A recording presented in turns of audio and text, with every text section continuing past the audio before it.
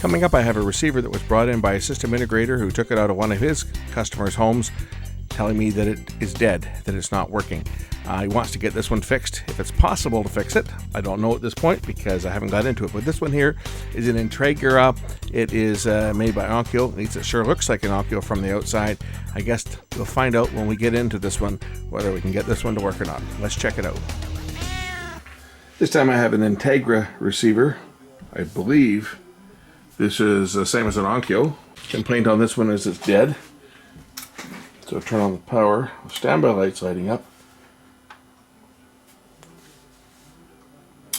Yeah, so it turns on and then it immediately shuts down and goes into a flashing. Comes on and then shuts down. That's the problem with this one.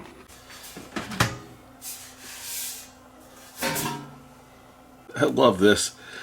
Just an HDMI connector, an HDMI cable that goes around to connect to the HDMI input on the front. So I'm not really that familiar with these units. This one was brought in for me to have a look at and see whether it's anything that's obvious that's wrong with it. I don't know how far they want to go on repairing this one. It was brought to me by another fellow that took it out of his customer's house and brought it to me to look at to see whether it's something that can be repaired. I don't know, as I say, I don't know how far they want to go. Let's just check the fuses first of all. See if the fuses are blown. That one's good. And that one's also good.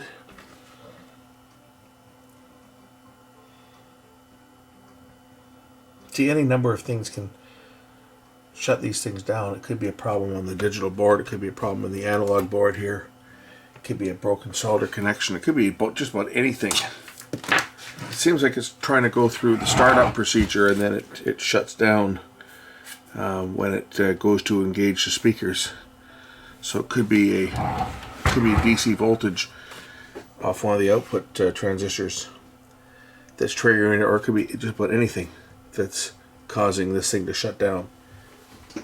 There's no real easy solution to it other than troubleshooting it, seeing if we can find it. If there's a shorted resistor, for example, but even just to get to the transistors to test them, they're all mounted to the back of this heatsink, and the only way to get to it is to basically pull the board out.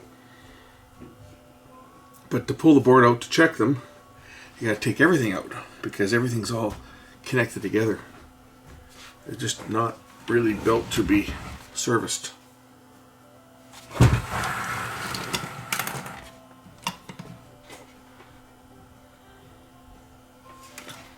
You know, no hatch on the bottom of these ones. It would be nice if they had a hatch, but no, that makes too much sense. Some of these units you can actually remove the bottom. If you take out all the screws that hold the transformer and everything down to the bottom and pull the back off of it a bit, some of them you can actually remove, or take the whole back off, I should say.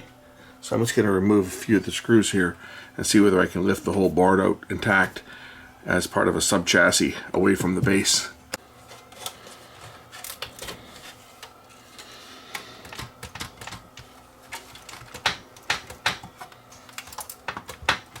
Trying to lift the whole assembly out, the board and everything. I've got it loose. Try to lift the whole back. I'm hoping the whole thing will slide back like that and I can tip it over and look on the bottom here, look for connections between the boards. There's also 3 plastic clips which go through from the bottom to hold the board in place, and of course to get those out you got to take all these boards out, so I just cut them off from below, and now the board should lift up and I might be able to move it out of the way. I think I got everything. Oh, there might be a couple more over here that hold this in place. It's lifting up now, whereas before it wasn't, so I might be able to tip this back now. So, taking off those clips on the bottom, I can now lift the board out and we can inspect and test and see if we've got any blown parts. Yeah, they really made it easy to work on this thing. That's for sure. Remember I said I think this looks like an Onkyo? It is an Onkyo. Okay, now I've got the board out. I've cut some wire ties so that I can actually tip the board up and work on it. But you see, you got to cut all these stupid clips off because they put them through from the top. Now these ones here you could probably get at, but these other ones here that are in the middle of the board, you can't get at these because they've got other stuff over top of them. So they kind of snap the board in place and then built the other stuff around. And if you don't want to spend half a day taking them all apart, you've got to cut them off. I mean, it's no big deal because they'll still support the board, right? They're there to prevent the board from touching anything. So at least now I've got the board open so that I can make some tests and I can do up some observations and look for things like cracked solder connections, which is of course the biggest headache, the biggest problem with all of these receivers with this lead-free crap solder. Could be blown transistors, so we can check the transistors, see if any of these transistors are popped.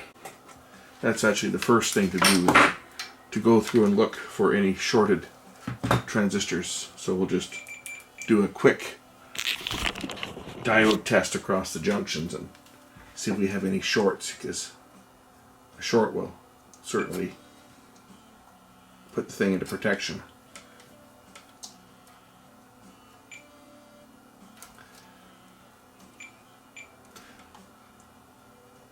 I'm basically looking for collector emitter shorts, so that's an easy one to test.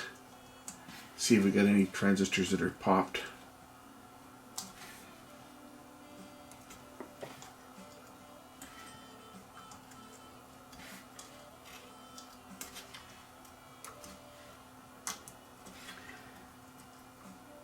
So that's a good sign to start with. We have no transistors that are shorted. And of course we can check the junctions if we feel like it, because there'll be NPN and PNP. But if there's no shorts, then I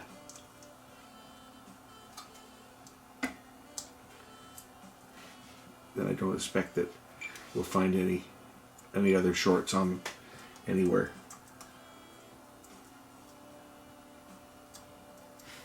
I don't know which one these are.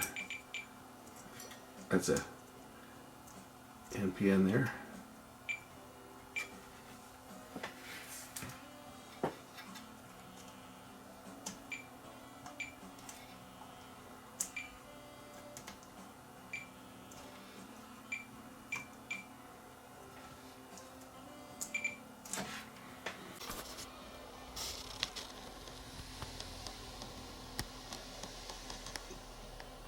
Some of these connectors, the plugs for the interconnect, just don't look great, do they?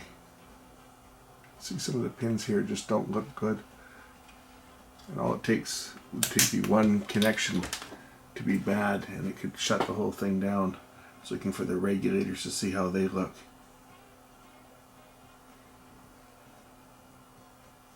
Now I can power this unit up like this so I can test for voltages. So I'm just going to check the voltages on some of the regulators here and see whether we get any.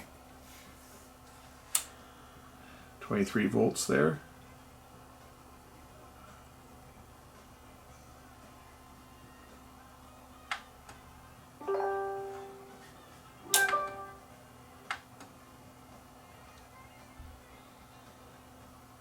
Don't tell me this thing turned on.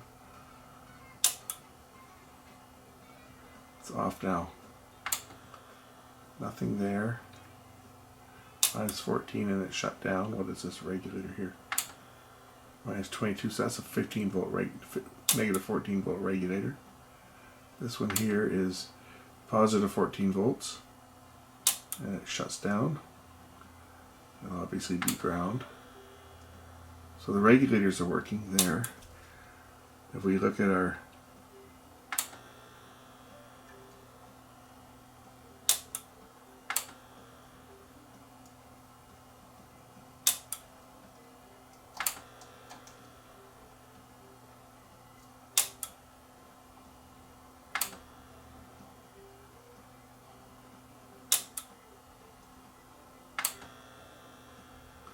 looking to see if there's any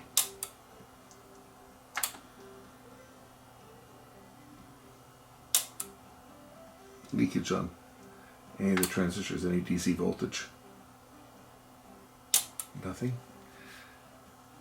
Let's look at the emitters, right? Oh, this one's got voltage on it. This one's got voltage. See, here's our problem. This side has DC. It's probably this one as well. Yeah, so this channel is where the problem is. Right there, it's the right channel. See, you should have nothing when the unit fires up. You should have nothing on the emitter. Collector is your voltage source coming in. Right, collector is the voltage source coming in. You should have nothing on the emitter. But on this side, we've got voltage. We've got negative 22 volts.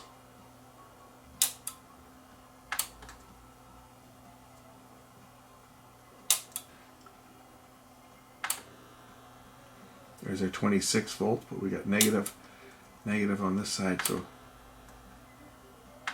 So this transistor here is being forced into conduction.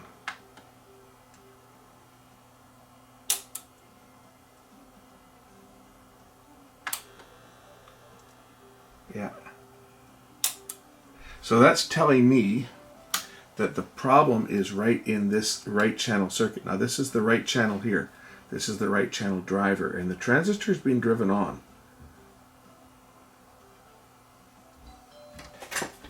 I'm already spending that money I found in that VCR. I got the Shack Shine guys here cleaning my house, cleaning my gutters and washing the exterior and washing all the windows. Money was spent as soon as I found it. It's funny how that goes, right? Funny the way that goes. Okay, so this is the driver. Just check and see whether we're minus 24, minus 24, minus 22, minus 18, minus 26, 26. Yeah, something in this didn't kick out this time, but it's...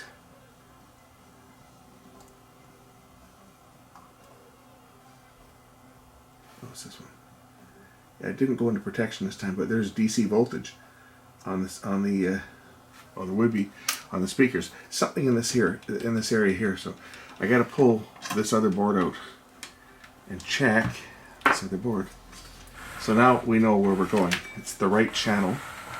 I'll unplug the interconnect here. Yeah, my power is off, by the way. And I got to pull that board out and see whether we can find anything wrong with it. It is this board here.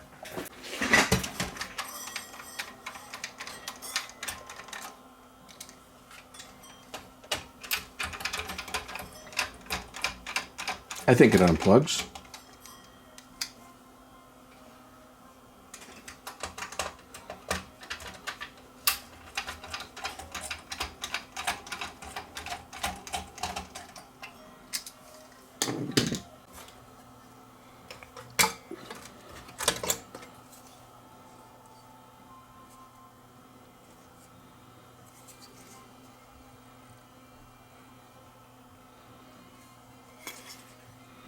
Okay, let's take a close look at this board.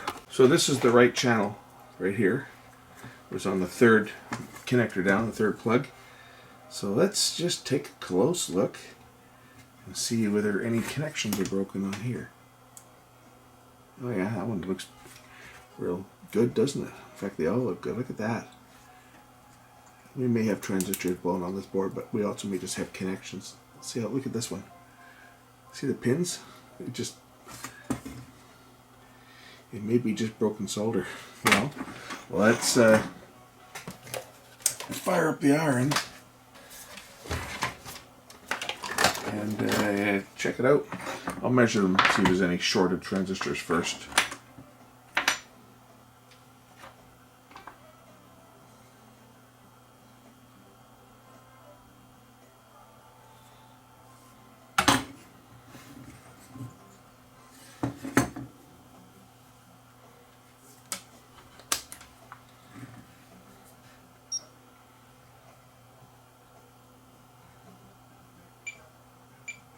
Not shorted. It may just be connections.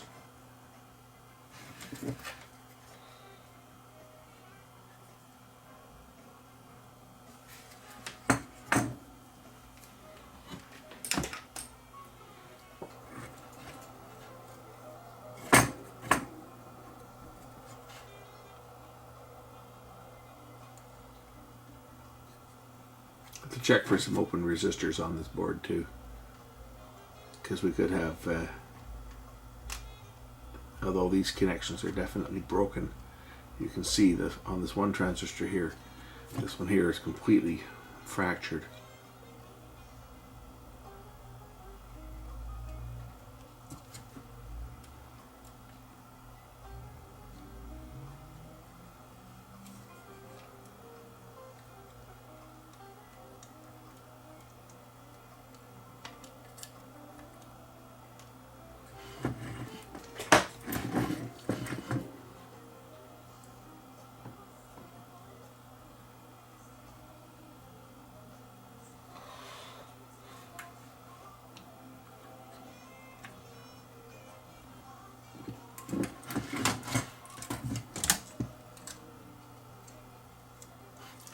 The trace is actually lifted right away on this transistor. There's no trace there.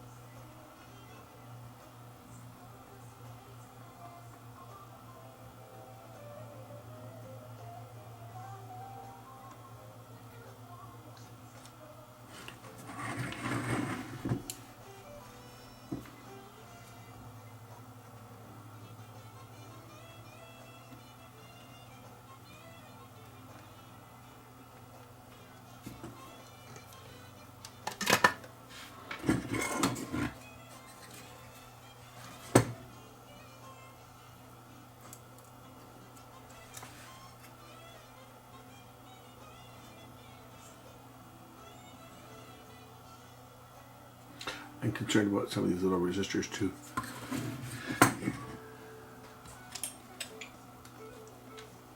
Gonna make sure that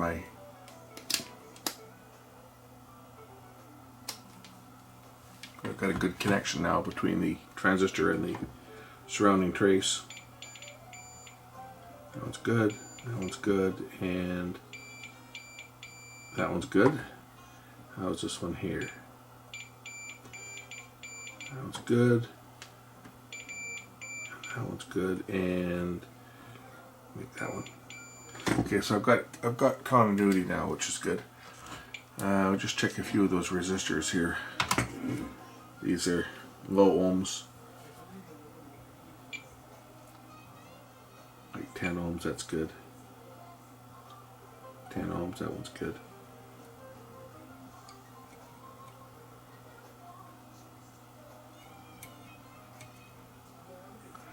About 82 ohms, that one's good.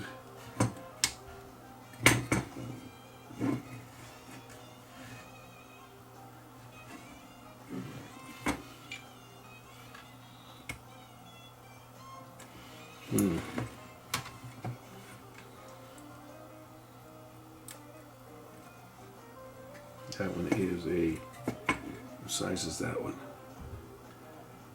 Looks like 100 ohm. Why did it not measure that? Maybe I wasn't making a good connection to it. Yeah, 100 ohms, that's good. And this is another really low ohms one here. This one is 3.2, and it is a, I think it's a 2.2. 2.2, yeah.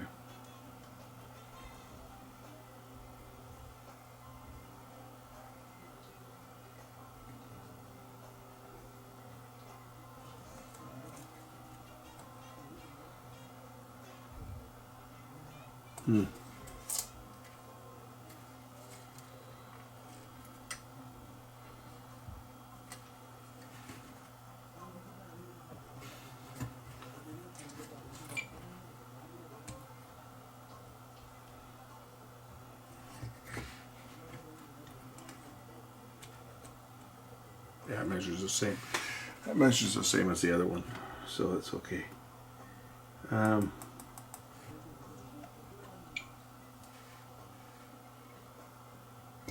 You get the Zener. Either that or just a switching diode, but that's okay. Alright, so let's just pop this board back in and see if it still goes into protection. It might have been just those connections right here on those transistor that had gone open, because it completely separated from the board, and that would certainly cause the type of problems that we were having on this one.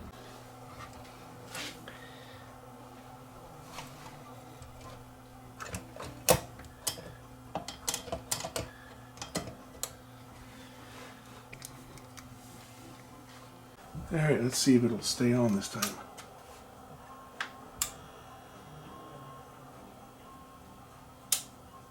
Ha! Ha! Ha! Relays clicked in. It's gonna work. Alright, let's put it back together. See? Still lit up. Did not kick out. And I can shut it off like that. So, time to put the board back into this thing, and I hate these things. I'm always nervous. These bloody connectors, they break so easy. The ribbon cables, I hate them. Just stupid design. The whole amp is a stupid design. At least it's not as bad as some, but it's still not an easy design to work on. Set the board back in. Get my ribbon cable out of the way so it doesn't get ripped.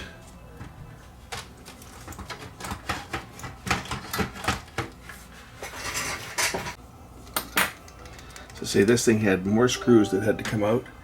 It had screws from the top side, it had screws from the bottom side, it had screws on the side of it, it had those plastic clips that all had to be cut off. Had to unplug the HDMI connector that plugs in over here and runs around the inside of the unit.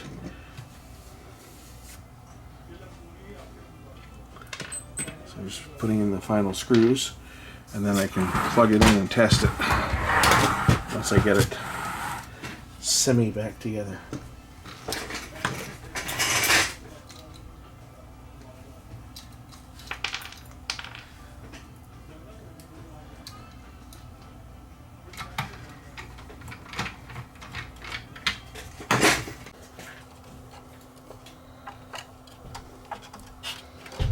And this goes in.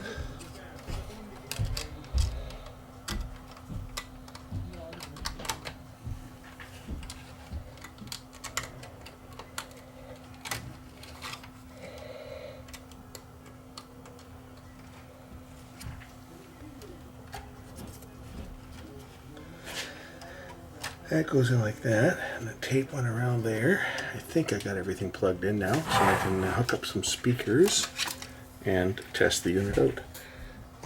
So I'm just going to hook it up to the main, I guess the main speakers, because that's where the problem was the main speakers. So let me just get my speakers connected, and then we'll test it.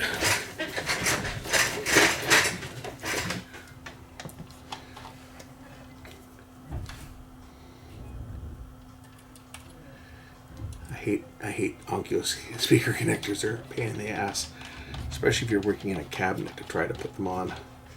You're reaching around behind it. As I say, I use an Onkyo, but mine's a really old one, because my more modern one, the DSP, which is a different DSP chip on this one, the Texas Instruments DSP chip on mine, packed in. And it was one of the ones that they would extend the warranty on, but I was going to have to pay the shipping both ways, and I didn't feel like spending $150 each way to ship the stupid thing for them to repair it. They're going to change the chip for me, but they wouldn't let me do it. They had to do it themselves under the extended warranty, and they did not cover the shipping. So mine is still sitting broken. I found a used one for I think I paid, I don't know what I paid for it. I didn't pay much. I think I paid $40 or something for a used one, which is a year older, and I'm still using it today, so I'm still running an Onkyo. Alright, let's just see what happens here. Turn it on and power it up and watch it go boom. Okay, it's on CD mode. Let's find where's the tuner? Tuner, there we go. There's no antenna on this, so probably won't hear anything unless I tune it down to, oh, they got 2 stations in here. Let's see here, how do I tune this down? Tuning. Might be able to get my test station without.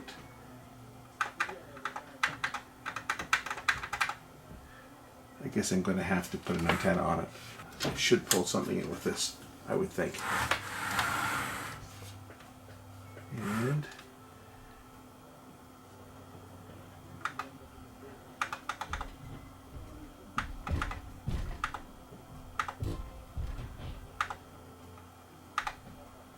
there we go. Okay, there's my station.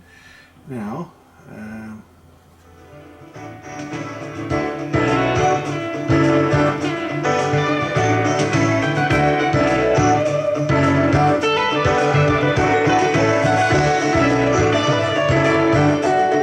both speakers are working. I think it's in surround mode here. Where's my 2-channel mode?